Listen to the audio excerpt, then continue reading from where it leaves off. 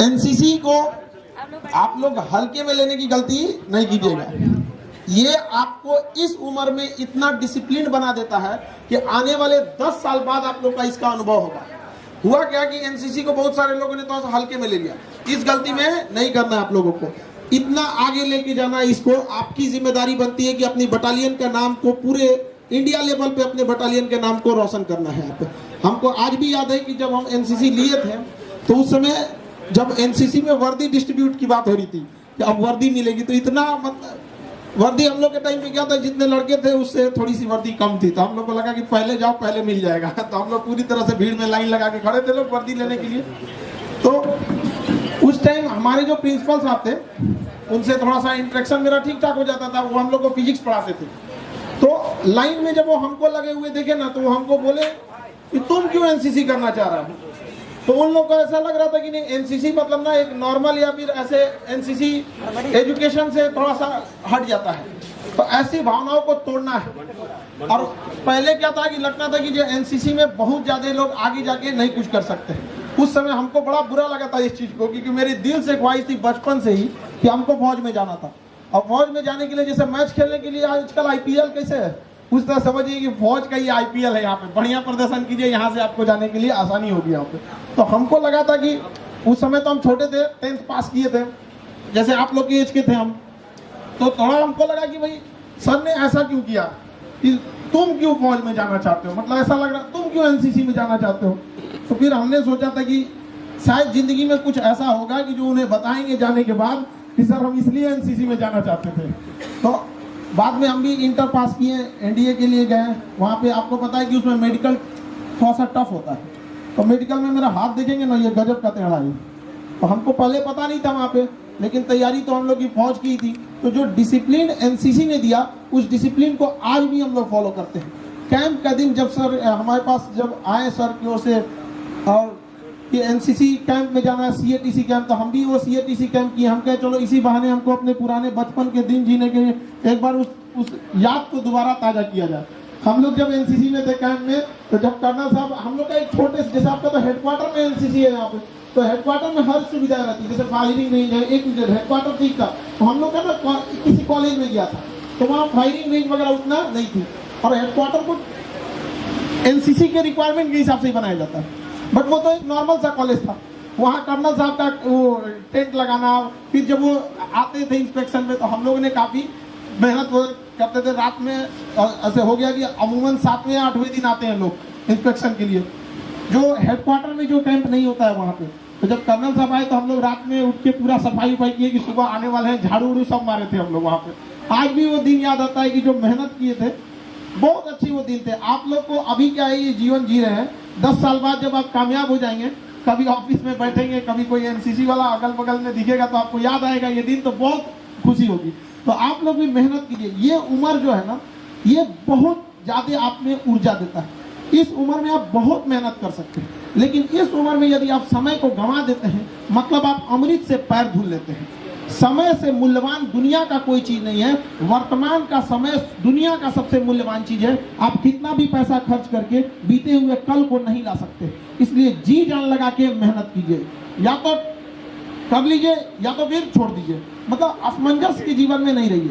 और सेना में आपको एनसीसी में इतना दृढ़ संकल्प दे देता है कि ऐसा कोई चीज नहीं है जो आप उसे ग्रहण नहीं कर सकते। लेकिन अभी के समय में क्या है कि यंग एज है, आप लोग यंग एज में कुछ चीज़ों को थोड़ा सा सावधानी से रखना पड़ता है। आजकल समय डिस्ट्रैक्शन को मेंटेन करना, मतलब उसको मैनेज करना बहुत जरूरी है। मोबाइल आ गया, आजकल लड़के लोग मोबाइल से ही बाहर नहीं आ रहे हैं। मोबाइल से बाहर निकलिए। अभी इस उम्र में थोड़ा सा पढ़ाई पे भी ध्यान दीजिए। पैरेलल एनसीसी आपको डिसिप्लिन देगा। इसके साथ आपके लिए बहुत सारे रास्ते हैं। यहाँ से एनडीए है, सीडीएस है, आप किसी भी फील्ड में जाइएगा, एक नॉर्मल लड़के से ज़्यादा डिसिप्लिन आप अपने आप को पाइएगा। इसमें जितनी चीज़ों को कहा जा रहा है उस चीज़ों को फॉलो कीजिए। हम लोग को आज भी याद आता है जब हम लोग को एलएमजी खोलने के लिए दिया जाता है, pistol barrel bird body by part. ऐसे 5 भाग में आप लोग ने खोला होगा कि नहीं? एलएमजी खोले होंगे आप लोग, एसएलआर, एलएमजी और इंसास। ये तो बस ऐसे मतलब प्रैक्टिस, फायरिंग के लिए ये सब थोड़ी मिलेगा। एलएमजी फायरिंग करेगा यहाँ पर आपको तो छोटे गन फायरिंग करने के लिए मिल देंगे। फायरिंग रेंज आपके पास यहाँ अवेलेबल ही है। तो अभी के वक्त में थोड़ा ये सब डिस्ट्रैक्शन से बचिएगा, मोबाइल वगैरह की दुनिया से बचिएगा। पहले गांधी जी के 3 बंदर थे, एक का कहना था बुरा मत सुनो, बुरा मत देखो, बुरा मत बोलो। अब चौथा बंदर आया, मोबाइल लेके बैठा है, वो कुछ भी नहीं देखेगा, ना उसको बुरा भला ना कुछ देखेगा ही नहीं। वो वहां पे वो बैठा है क्या लेके, मोबाइल लेके। तो अभी आप लोग चौथा बंदर बनने की कोशिश नहीं कीजिएगा, अपने आप को सुधारिए। ये वक्त है, वरना ना आगे आज से 2 साल 3-4 साल बाद ना आपको कोई बोलेगा भी नहीं यहाँ पे, क्योंकि एक एज को आप क्रॉस कर चुके रहेंगे। और बचपन में कामयाब होने का अलग ही एक क्रेज है।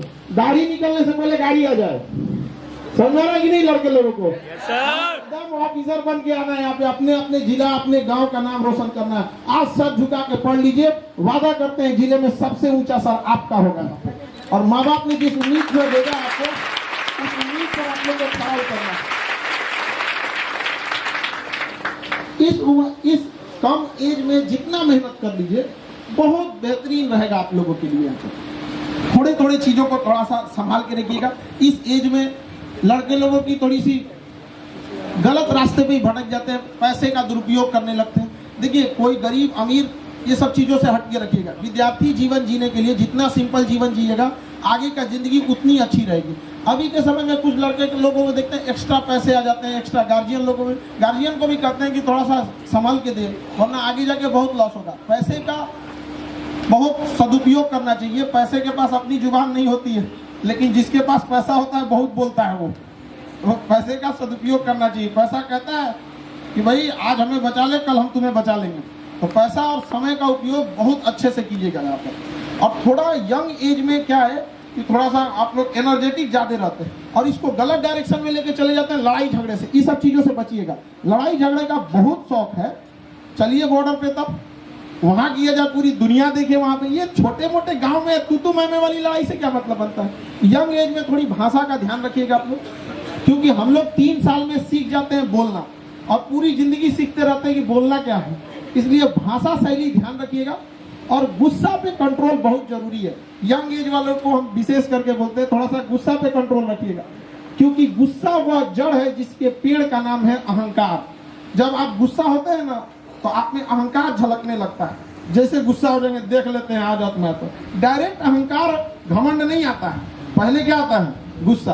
तो कंट्रोल करना है यहाँ पर। आपको कोई बोल दे, गुस्सा हो जाए, उसको जवाब नहीं देना है उसको। अब क्या फायदा होगा जवाब देके? आप गधे के रेस में आप फर्स्ट भी आते हैं तो गधे का लाएंगे, क्या फायदा है ऐसी रेस का? यहाँ पर बिना मतलब के आप तू मैं नहीं कीजिए।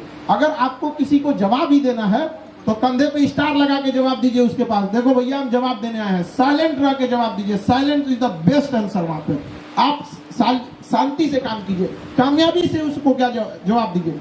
और कंधे पे जो स्टार लग के देश की सेवा की भावना है, वो किसी नौकरी में नहीं है।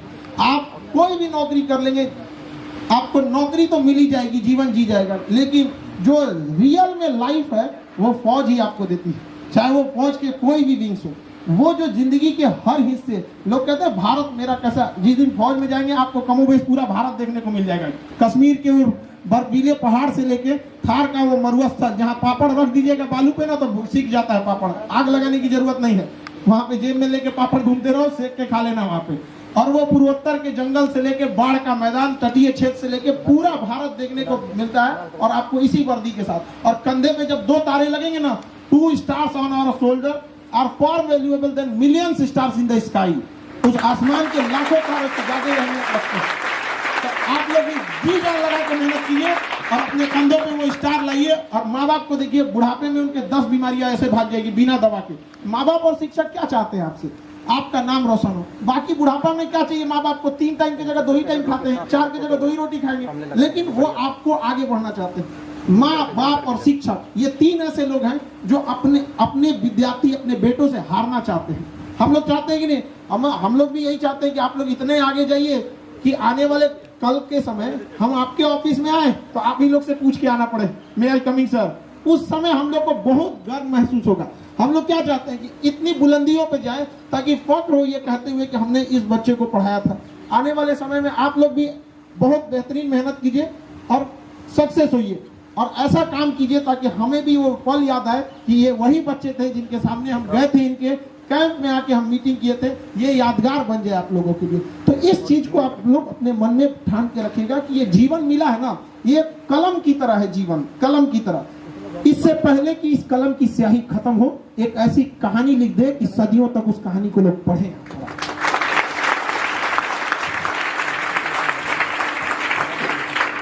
तो इस एज में आप लोग थोड़ा गुस्सा अहंकार को कम रखिएगा। बहुत बार होता है ना तू मैं के झगड़े, क्योंकि स्टूडेंट लाइफ को हम लोग भी जिए, बाप रे ऐसा लगता था कभी झगड़ा हो जाए तो भारत पाकिस्तान वाला मैटर हो जाता था ऐसे। ये सब चीजों से थोड़ा बच के रहे। हालांकि यंग एज है, इस एज में आप लोग होते हैं थोड़ा सा डिस्ट्रैक्शन हो जाता है, लेकिन इस एज से थोड़ा सा बच के रहना है। पढ़ाई पे ज्यादा ध्यान देते रहना है।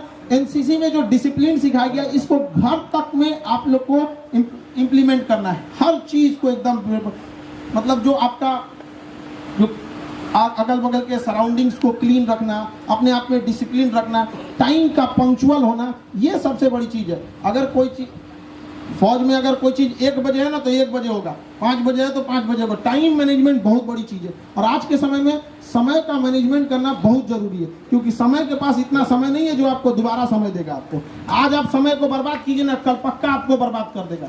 समय इतना अहंकारी कोई नहीं है, 2 मिनट में आपको टाइम लगाया वो तुरंत बर्बाद कर देगा। तो समय को नहीं बर्बाद कीजिए, और ये सारा मैनेजमेंट आपको एनसीसी में सिखाता है। हम लोग भी ऐसा नहीं है कि बदमाशी नहीं किए थे, कैंप में भी बहुत बदमाशी किए थे हम लोग यहाँ। हमें अपने बचपन का बात याद है कि हम लोग जब एनसीसी में थे, तो जब रोल कॉल होता है तो वैसे ही होता है। रोल कॉल आप लोग का होता ही नहीं है। हम लोग भी उस समय बहुत बदमाशी किए थे लोग। तो हम लोग के कॉलेज में लड़के ज्यादा थे, तो हमारे कॉलेज की जो रात में काउंटिंग हो रही थी शाम के टाइम पे, तो वो लाइन सबसे लंबी थी और हम उस लाइन में सबसे पीछे खड़े थे। बाकी कॉलेज में लड़के कम थे, उनकी लाइन छोटी लगी हुई थी।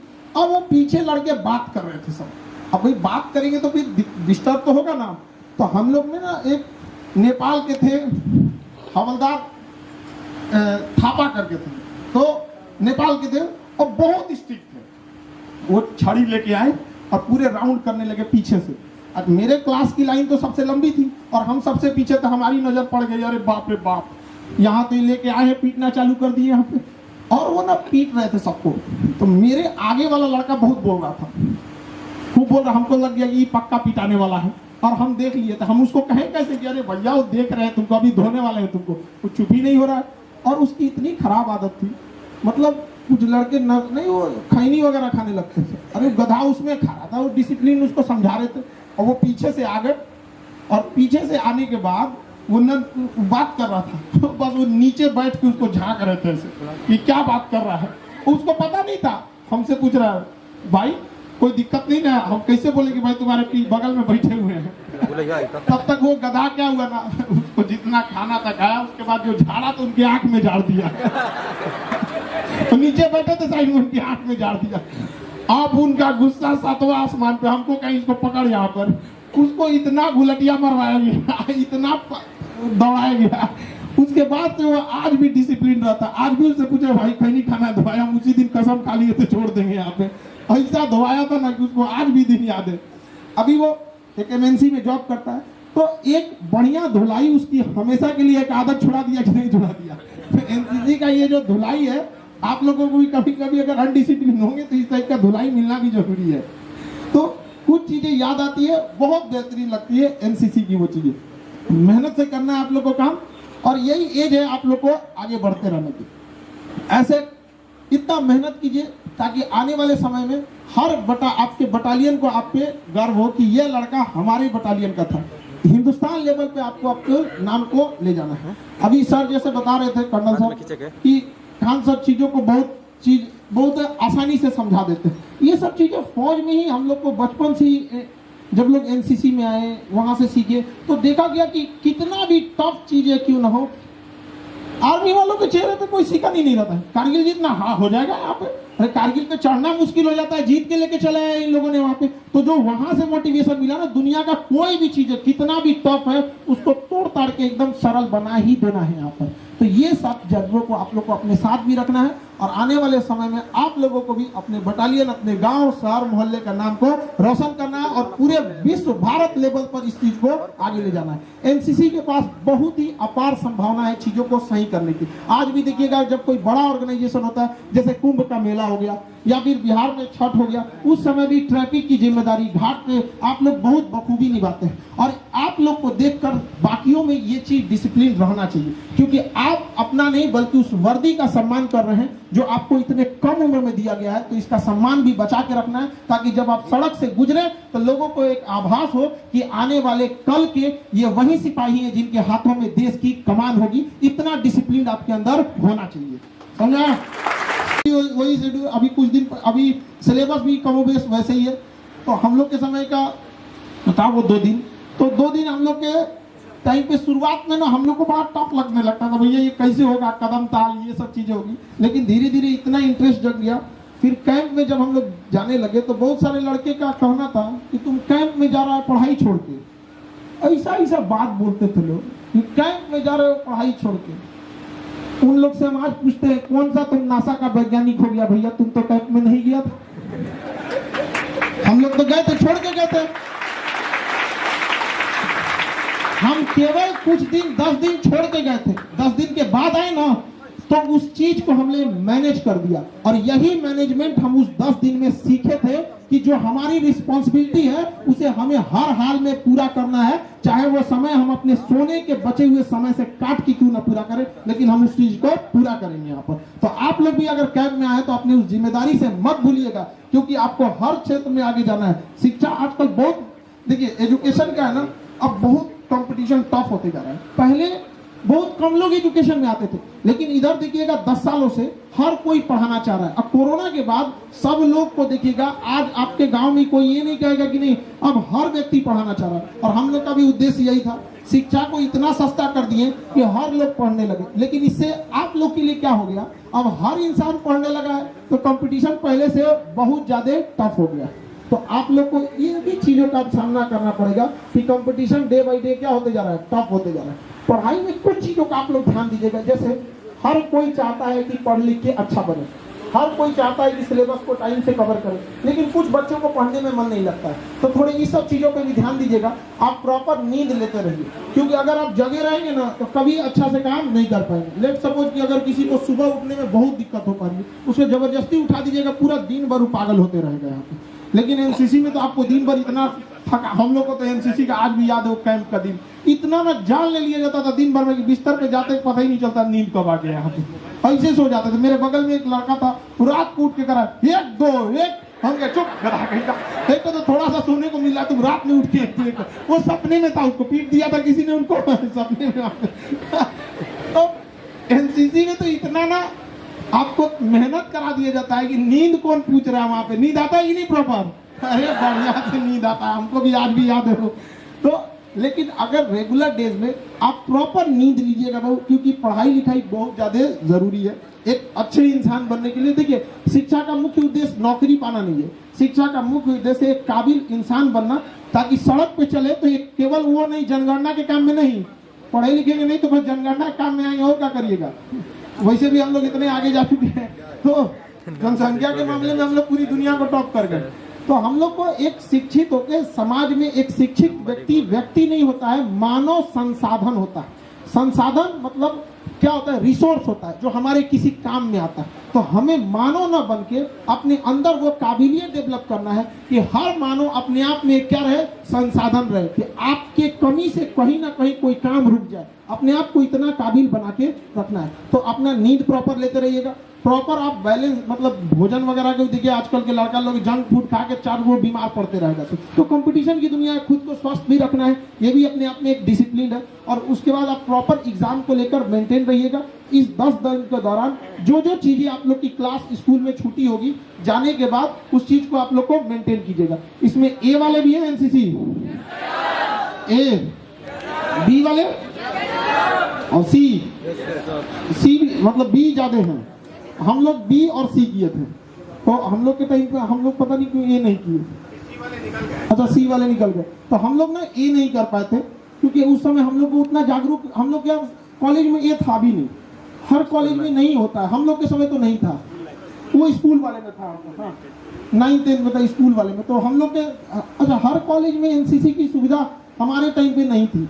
अभी भी क्या है कि वो तेजी से बढ़ रही है, ये भी अच्छी चीज है, हर कॉलेज में रहना चाहिए यह चीज को। जाते हम लोग कभी एनसीसी में जब हो गया था तो काफी गर्व महसूस हो रहा था कि मेरे लिए एनडीए का रास्ता साफ हो गया, भैया हमको एनडीए जाना है। आप लोगों से भी कहते हैं जैसे इंटर करिएगा लोग, एनडीए के लिए प्रॉपर मेहनत करके रखना है, ठीक है यहाँ पे। और बाकी आप लोग को तो बहुत अच्छा है, जब एनडीए हो जाए इंटरव्यू के लिए आइएगा, आप लोग का आपका हेडक्वार्टर है, कर्नल साहब है यहाँ पे, बहुत आप लोग को मोटिवेट करेंगे, बहुत सारी चीजों को आपको बताएंगे, जो OLQ ऑफिसर लाइक क्वालिटी, ये सब चीजें एक एनसीसी किया हुआ लड़के के लिए काफी आसान हो जाता है डिफेंस में जाना, क्योंकि हम वहाँ गए हैं, हम देखे इस चीजों को, और आप लोग को देख के लग जाता है। एक नॉर्मल इंसान से बात कीजिएगा डिफेंस से रिलेटेड, एक एनसीसी वाले से बात कीजिएगा, जमीन आसमान का अंतर ऑटोमेटिक आ जाएगा उस चीज को। तो इसको रियल लाइफ में भी उतारना है और इतना प्रण लेके जाना है कि जो डिसिप्लिन यहाँ सीखे हैं उसे आखिरी दम तक अपने जीवन में लागू करते रहेंगे, जो यहाँ से हम लोग सीख के जा रहे हैं। समझ आ गया कि नहीं? चलिए इसी के साथ हम अपनी बातों को यहीं रुकते हैं। जय हिंद।